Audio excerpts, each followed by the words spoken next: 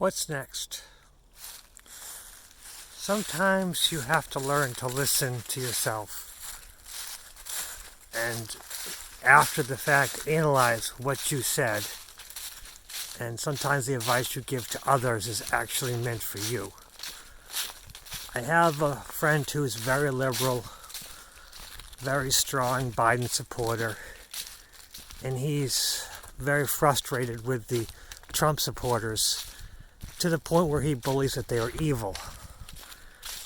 And I think that's all part of the political paradigm where the Trump supporters see the Biden supporters as evil, and the Biden supporters see the Trump supporters as evil, or not even evil as much as just misdirected or naive or just clueless. But just the dislike of each other is all set up in the political system. It's how they gain control of us, have a common enemy sort of thing. If we can get each other as our enemies and stop focusing on the politicians as being the problem, they continue to do their damage. So I told him to, learn to compassionately listen to the other side and don't judge. A very Christian ideal. He's Catholic, and it didn't go very well. He said that I only have so many cheeks and that kind of thing, where he just said, oh, they're just bad people and they're shameful. And all the things, just it goes down to anger. They make him angry and he makes them angry. And I just kept trying to push the point of you have to learn to compassionately listen. But what I neglected to do was actually listen to him. Compassionately listen and try to pull out that information of what exactly did they say. I was pushing him to compassionately listen and didn't pull out the information that they were doing to him to cause him to feel misaligned and aggravated. And sometimes we have to learn from our own mistakes and go back and replay the situation, the conversation in our head, and see if that advice does apply to us. Because when I go back down into it, when I really think about this whole political situation, I've come to realize that I am enjoying it. I am very much going to vote for any third party that I see has any potential from not winning, but more to the fact of gaining enough votes to challenge the system. And I'm not on Biden's side, I'm not on Trump's side, but I am on the chaos that they're creating by fighting with each other. And that's not healthy. It's not healthy for the system, it's not healthy for the world, it's not healthy for me. So rather than taking the easy path and enjoying the conflict, because it's an entertaining situation, the two of them arguing, fighting. Most of the point is because I'm not involved with either side, and I can gain joy from them fighting each other. Because to me, it's like a comedy. It's like a TV show to me. But to those deeply involved, those Republicans and those Democrats who see this as the end of the world once the other person wins, it's going to be bad for the world. So I'm seeing it as a one step away, not participating. Unfortunately, this is my world that's going to be affected.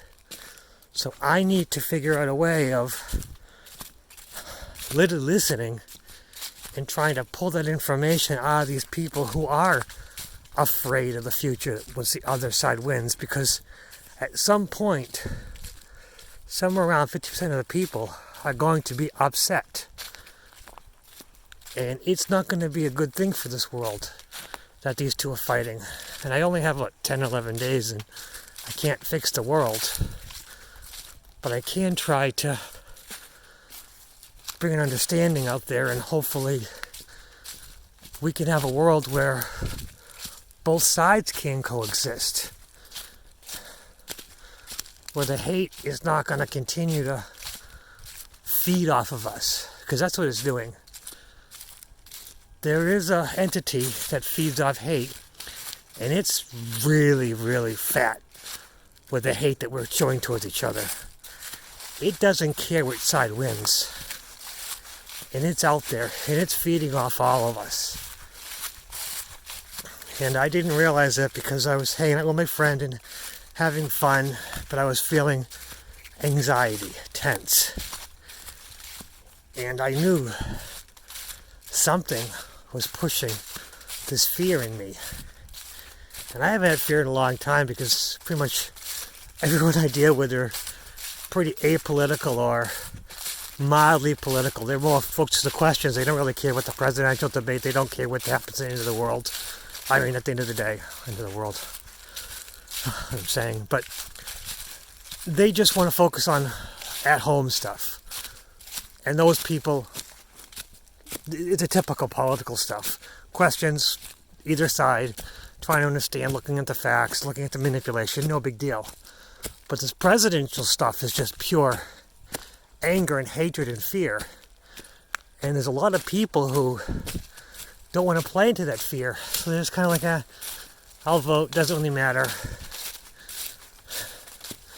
You know, electoral college, blah, blah, blah. Doesn't affect me. I just want to vote for the small people. You know, I get involved in the Democratic versus the Republican, not party as much as representative for us. You know, it doesn't really matter as much because we're only one small vote. But the questions are more focused on our day-to-day life. So it's a much more relaxed atmosphere. Well, with my friends who have a deep focus on this, they are feeding this entity because they are genuinely afraid of the world under Trump. They are genuinely afraid of the Trump supporters. And from me seeing that we're just all humans. We're the same country that voted for Barack Obama, who was a black man.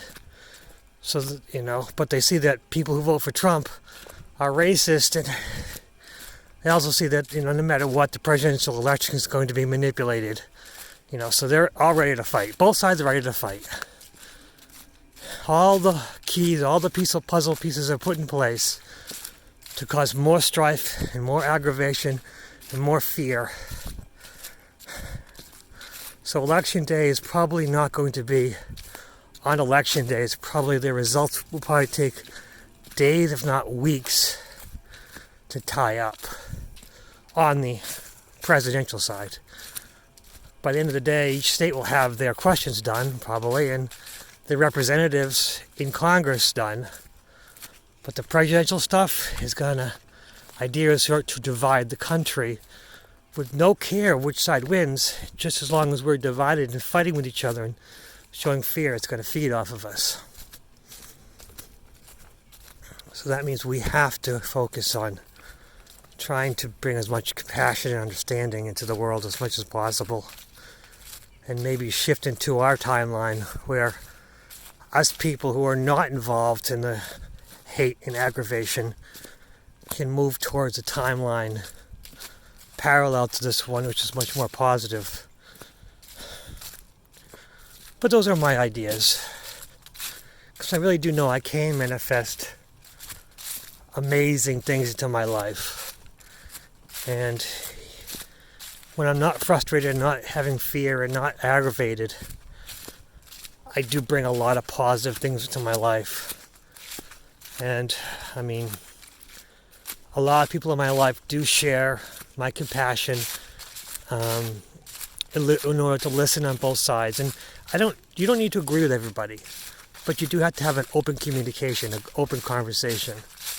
And as long as you have people that you don't necessarily agree with, but you can have open communication, open conversations, and you don't judge each other, you don't fight, but you just talk to each other. You know, it makes a better life. And also you have to listen to yourself. You have to go back over the course after situations are done. Think over your day. Think of your conversations and then realize, wait, that advice I gave to someone else might be meant for me. And then see what you can learn from yourself. Because I think we are our own best teachers. And sometimes people are come into our lives, people, close to us or just mildly, a few minutes, we talk to them, we give them advice. But they're put into our lives, or they bring up subjects that we ourselves need to focus on and use that advice for our own benefit, our own enlightenment, our own best practices, our ideal, positive, prosperous life. But that's only my ideas, and I've gone far above the 5 to 10 minutes. I'm somewhere around 11, 12 minutes, but I would welcome anyone else's thoughts. I'm hoping that the bad won't happen, because I'm going to enjoy it either way. I don't want to enjoy the fight. But at the end of the day, the whole world is not my problem. My day-to-day interactions are the only thing that I can influence, and I'm going to make the best day-to-day influences I possibly can to try to bring positive energy to everyone that are close to me. But I welcome anyone else's input, because, again, if you're seeing this video, there's a reason for it. And even if you disagree with me wholeheartedly, I welcome the critique, the criticism, the anger, the trolling. It's all good with me. What's next?